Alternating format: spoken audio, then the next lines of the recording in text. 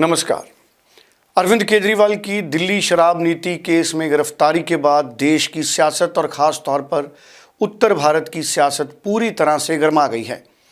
अरविंद केजरीवाल ने ऐलान कर दिया है कि वह जेल से सरकार चलाएंगे और कल उन्होंने पहला ऑर्डर भी जेल से भेजा, एक चिट्ठी भी भेजी और जिसमें उन्होंने कहा कि वह चाहते हैं कि दिल्ली की सरकार पानी और सीवरेज के मामले में लोगों की मदद करे।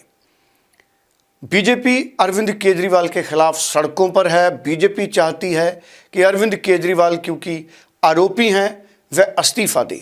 इससे पहले कई मुख्यमंत्री जब गिरफ्तारी की चौखट पर आए तो उन्होंने इस्तीफा दिया। लालू प्रसाद यादव ने इस्तीफा दिया, हेमंत सोरेन ने इस्तीफा दिया, एक बार जयललिता ने इस्तीफा दिया, लेकिन अरविंद केजरीवाल ने इस्तीफा नहीं दिया और वह बतौर मुख्यमंत्री इन्फोर्समेंट डायरेक्टोरेट की हिरासत में गए, गिरफ्तारी दी, अदालत में पेश हुए, लेकिन वह आज भी मुख्यमंत्री हैं, ना कि पूर्व मुख्यमंत्री।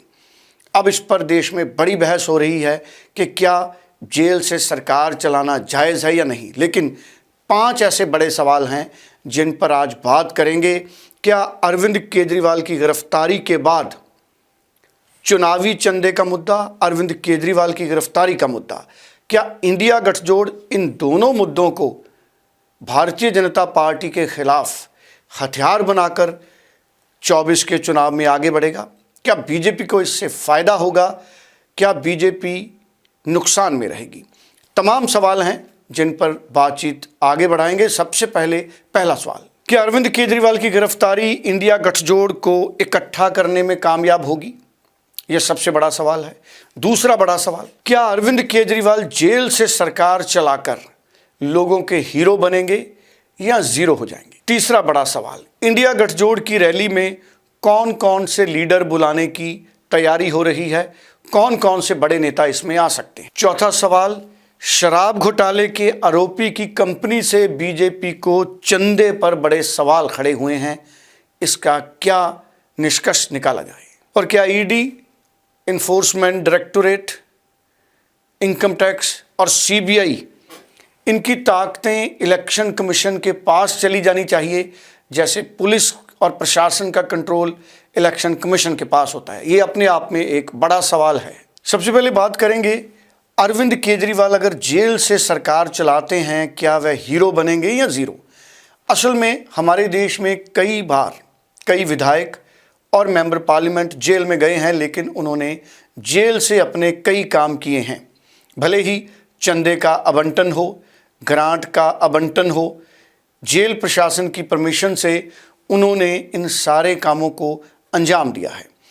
अभी तक भले ही कई मुख्यमंत्री ने गिरफ्तारी से पहले इस्तीफा दिया, लेकिन संविधान में इस तरह की कोई भी उदाहरण नहीं है, कोई भी ऐसी व्याख्या नहीं है कि किसी भी मुख्यमंत्री को गिरफ्तारी देने से पहले इस्तीफा देना होगा।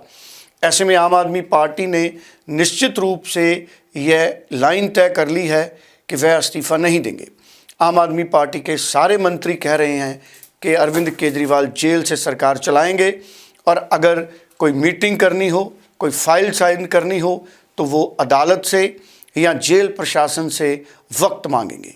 ये अपने आप में बड़ा दिलचस्प रहेगा। आने वाले दिनों में एक पिटीशन भी हाई कोर्ट में गई है जिसमें कहा गया है कि अरविंद केजरीवाल को पद से हटाया जाए, इससे संवैधानिक संकट खड़ा हो सकता है, लेकिन इसका फैसला अदालतों में होगा।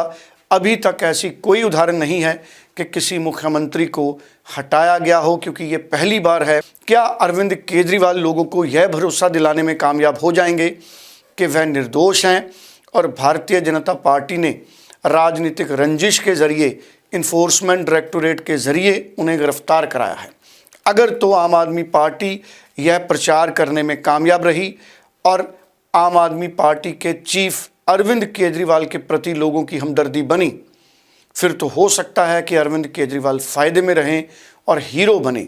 लेकिन अगर ऐसा नहीं हुआ तो अरविंद केजरीवाल को नुकसान हो सकता है। अगर आने वाले दिनों में अदालत ने उन्हें बर्खास्त किया या उनसे इस्तीफ़ा मांगा या दिल्ली के लेफ्टिनेंट गवर्नर ने देश के गृह मंत्रालय को कोई ऐसी रिपोर्ट भेजी जिसके आधार पर सरकार कोई बड़ा फैसला लेती है तो उससे सियासत बदल सकती है। लेकिन अगर अदालत में यह साबित होता है कि आम आदमी पार्टी और अरविंद केजरीवाल ने करप्शन की है, शराब नीति में घोटाला हुआ है, तो ऐसे में अरविंद केजरीवाल ज़ीरो भी हो सकते हैं। लेकिन उसके लिए हमें इंतज़ार करना पड़ेगा।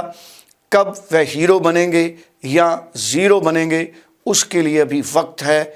अभी जांच बहुत लंबी है, अभी कानूनी लड़ाई बहुत लंबी है और आने वाले दिनों में ही तय होगा कि अरविंद केजरीवाल और आम आदमी पार्टी का भविष्य क्या है। आम आदमी पार्टी बीजेपी पर सवाल खड़े कर रही है। बीजेपी कह रही है कि अरविंद केजरीवाल इस्तीफा दें, जबकि आम आदमी पार्टी का कहना है कि शराब नीति के एक आरोपी शरद चंद्र रेड्डी, जिनकी कंपनी है अरविंदो फार्मा, आम आदमी पार्टी का कहना है कि शरद चंद्र रेड्डी ने भारतीय जनता पार्टी को चुनावी बॉन्ड के जरिए चंदा दिया है, जिसके बाद उनकी जमानत हुई। उसके बाद उन्होंने फिर भारतीय जनता पार्टी को चंदा दिया इलेक्टोरल बॉन्ड के जरिए और उसके बाद उनकी रेगुलर जमानत भी हुई पहले और उसके बाद उनको वायदा माफ गवाह बनाया गया। और बीजेपी के खिलाफ इल्ज़ाम है आम आदमी पार्टी का कि शरद चंद्र रेड्डी के बयानों के आधार पर ही अरविंद केजरीवाल को इस केस में जोड़ा गया है। और आम आदमी पार्टी यह मांग कर रही है कि शरद चंद्र रेड्डी ने जो चंदा दिया है भारतीय जनता पार्टी को चुनावी बॉन्ड के जरिए, उसे करप्शन माना जाए। अब क्या भारतीय जनता पार्टी इस तर्क के साथ सहमत होगी? भारतीय जनता पार्टी बिल्कुल सहमत नहीं है। भारतीय जनता पार्टी का कहना है कि उसने कई और पार्टियों को भी चंदा दिया है और ये सच है। शरद चंद्र रेड्डी ने कई और कंपनियों को भी चंदा दिया है, लेकिन फिर भी यह जांच का विषय है और अदालत में आम आदमी पार्टी को इस बात से फ़ायदा हो सकता है अगर अदालत को यह समझाने में आम आदमी पार्टी कामयाब हो गई कि जो व्यक्ति चंदा दे रहा है, इन्फोर्समेंट डायरेक्टोरेट उसकी ज़मानत पर भी ज़्यादा विरोध नहीं करती और उस आदमी को वायदा मुआफ़ गवाह बना लिया गया है, तो इसका फ़ायदा कानूनी तौर पर कोर्ट में आम आदमी पार्टी को मिल सकता है। लेकिन ये आरोप और प्रत्यारोप की जो सियासत है, ये क्या अदालत में टिकेगी, क्या कानूनी तौर पर इसमें दम है, ये सब अदालत की कार्रवाई के बाद साफ होगा। क्या अरविंद केजरीवाल की गिरफ्तारी इंडिया गठजोड़ को इकट्ठा करने में कामयाब होगी? कल एक प्रेस कॉन्फ्रेंस की, उसमें गोपाल राय थे जो आम आदमी पार्टी के दिल्ली के कन्वीनर हैं, उसमें अरविंदर सिंह लवली थे जो पीसीसी है, जो दिल्ली की प्रदेश की कमेटी है कांग्रेस की, उसके प्रधान हैं, उसमें मंत्री आतिशी थे, उसमें मंत्री सौरभ थे और कई नेता थे जो उस प्रेस कॉन्फ्रेंस में मौजूद थे। आम आदमी पार्टी और कांग्रेस ने कल ये संयुक्त प्रेस कॉन्फ्रेंस करके ऐलान किया कि हम 31 मार्च को महारैली करेंगे। इस महारैली के जरिए इंडिया गठजोड़ अपनी ताकत दिखाने की कोशिश करेगा। इसमें क्या शरद पवार आएंगे, क्या इसमें उद्धव ठाकरे आएंगे, क्या लालू प्रसाद यादव आएंगे, कन्हैया कुमार आएंगे, तेजस्वी यादव आएंगे, राहुल गांधी, मल्लिकार्जुन खड़गे आएंगे? क्योंकि दिल्ली में आम आदमी पार्टी और कांग्रेस मिलकर चुनाव लड़ रहे हैं और इंडिया गठजोड़ इस मंच के जरिए जो सजेगा रामलीला मैदान में। दिल्ली का रामलीला मैदान हमेशा ही ऐतिहासिक रहा है। जेपी आंदोलन भी यहीं हुआ और अन्ना हजारे का आंदोलन भी यही हुआ।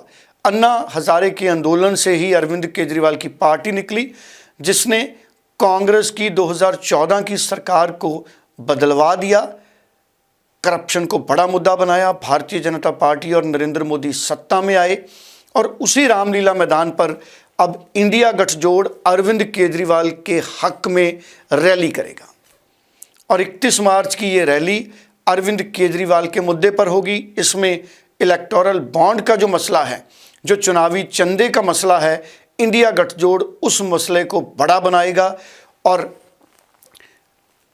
इलेक्शन कमीशन के वेबसाइट्स पे कई ऐसी कंपनियों के नाम आए हैं जिन्होंने ना केवल बीजेपी बल्कि दूसरी पार्टियों को भी चंदा दिया है।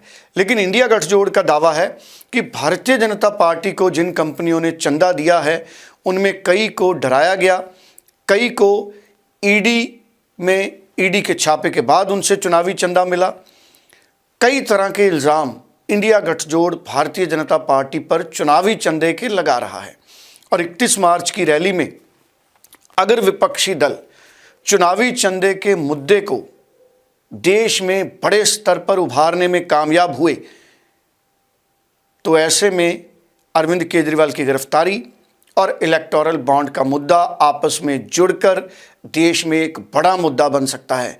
अब देखते हैं कि भारतीय जनता पार्टी क्या 31 मार्च को कोई पैरेलल रैली रखेगी, बड़ी रैली, जिसमें वो इंडिया गठजोड़ के जो ऐसे लोग हैं जिन पर करप्शन के इल्ज़ाम हैं, क्या उनको उभारेंगे। आमतौर पर देखा गया है जब कोई एक बड़ा गठजोड़ कोई रैली रखता है तो उसी दिन उसी तरह का प्रोग्राम दूसरा पक्ष रखता है। अब 31 मार्च को बीजेपी क्या बड़ा प्रोग्राम करेगी, इस पर नजर रहेगी। अब रैली में कौन कौन से नेता आ सकते हैं? सारे बड़े नेता आ सकते हैं। सारे बड़े नेताओं को निमंत्रण भेजा गया है। भगवंत मान आम आदमी पार्टी की तरफ से बड़े स्पोक्स पर्सन होंगे। इसी तरह अगर देखा जाए तो राहुल गांधी आएंगे, मल्लिकार्जुन खड़गे आ सकते हैं, अखिलेश यादव आ सकते हैं, तेजस्वी यादव आ सकते हैं, कन्हैया कुमार आ सकते हैं, शरद पवार, सीताराम येचुरी, उद्धव ठाकरे, बड़े बड़े इंडिया गठजोड़ के जो नेता हैं वो सभी यहाँ पर आ सकते हैं।